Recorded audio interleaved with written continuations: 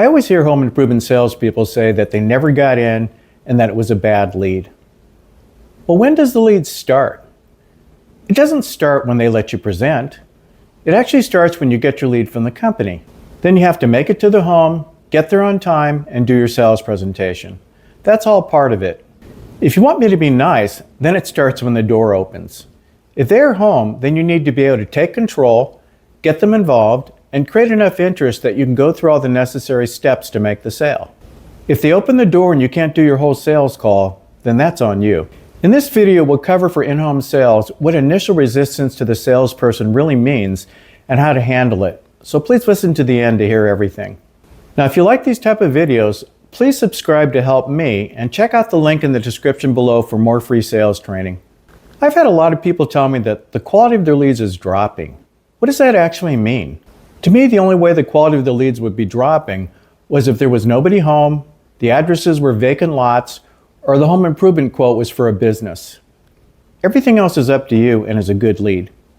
What most people mean when they say the lead quality is dropping means the level of interest the customer shows you or how nice they are to you when you get there. I've run all kinds of leads in my 35 years in the business. This has put me in over 16,000 homes, and I've run leads that are considered warm, i.e. they called in for the estimate, and leads that are considered cold, i.e. somebody called them or emailed them cold and asked if they wanted a free estimate on something. If you really want to know the truth, I would probably run a cold call than a warm lead. The cold calls are harder to get in but easier to sell, where the warm leads are easier to get in but harder to sell. For example, if you get a lead where they were at a home show or got a brochure and called in for the estimate, they were nice when I got there, but probably called 5 other companies and I was number 3 on a list. It actually scares me when I get there and they lead me to the kitchen table where there's water and snacks. Some of these people are like professional shoppers. The cold call probably called nobody else, and once I did my job, I could sell them without any competition. The key point to remember is that regardless of the situation that put me there, the fact that I'm in their home means they have a problem that they're not happy with and no valid solution, or I wouldn't be there. Period. There was no other reason I would be there unless they were starting a home improvement company and wanted to learn how to sell. By the way, I was being sarcastic. So when you learn to get through initial resistance to you being there and how to do your sales call the way you were trained without skipping anything, you'll make more money. The important thing is that you know the truth of why you were there, and nothing they can say can close you and make you think you're wasting your time. You have to understand that to let someone in your home is a big time buying sign regardless of how they act when you get there. When is the last time you let a total stranger come into your home to give you an estimate on something? Would you do that on a whim? Or would it have to be something that you were really interested in to set an appointment for them to come inside your cocoon? There's a huge difference between you going to a store to see something versus you letting someone come into your home to see something. Understanding that alone will make you rich in this business. The fact that you are there is the proof of their interest and need. Do you think that because they show you no interest or give you a lot of resistance at the start that it means it's a bad lead and hard to sell?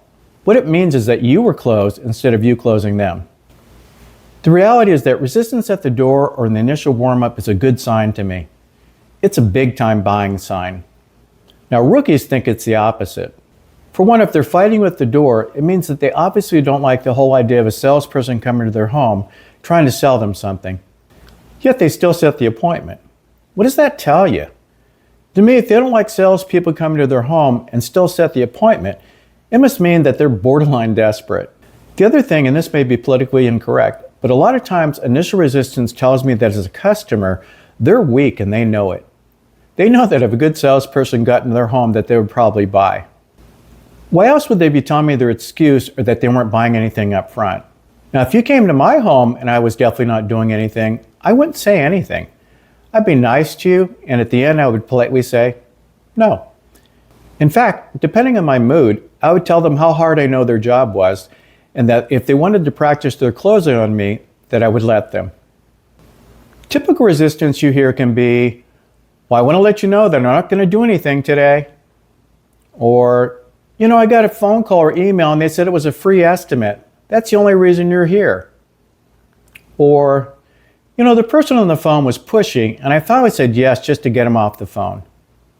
I love hearing that stuff. The best one is, I want to let you know that I'm not going to buy anything today. Anyone in the business for a while knows that the people who tell you that they aren't going to buy anything today are usually the easiest sale. So how do you get past these? The first is the understanding that there is an interest and all I'm hearing is sales resistance. Really what it is a fear of you high pressuring and trying to sell them. Here are some things I use that have worked well for me. You know, Ron, the people on the phone were pushing, kept calling, etc., etc. My favorite response to that and other similar comments is usually, "Oh, I'm sorry. Do you mind if I ask you a question?"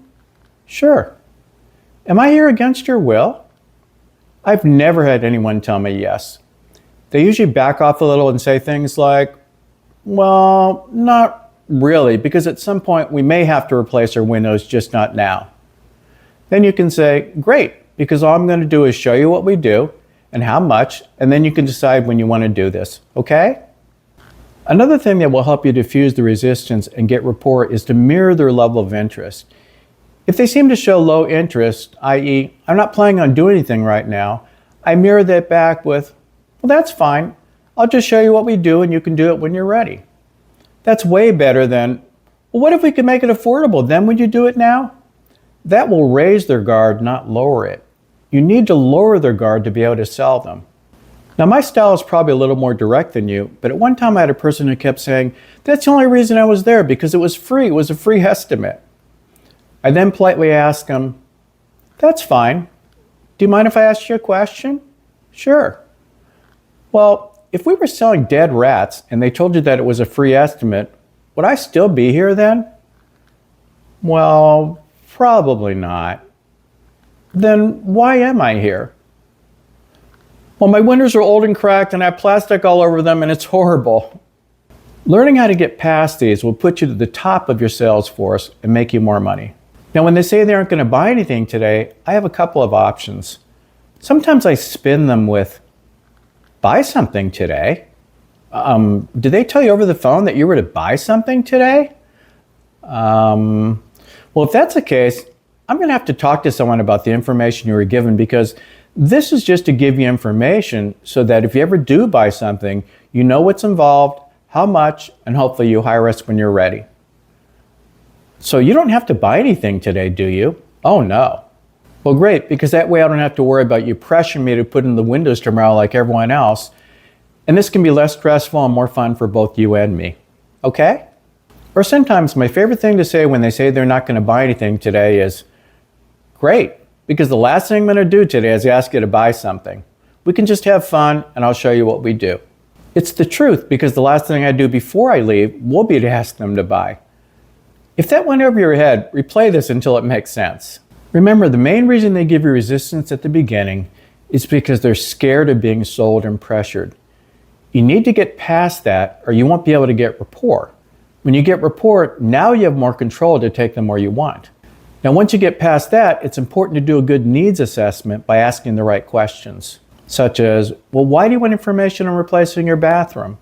The answers to questions like that will give you the problem and help you amplify the desire for what you do. "Well, my bathroom is really outdated and the shower is leaking and it's a mess." There. That's far better than you hear because it's a free estimate. Remember that you have to break down their initial guard so you can get rapport, then get them into the sales presentation. Then by using a good needs analysis, you'll bring the need and desire to the surface and allow you to make the sale. If you like these type of videos and want to dive deeper, check out the video on "Is it a good lead?" or the playlist on home improvement sales closing listed above. Happy selling!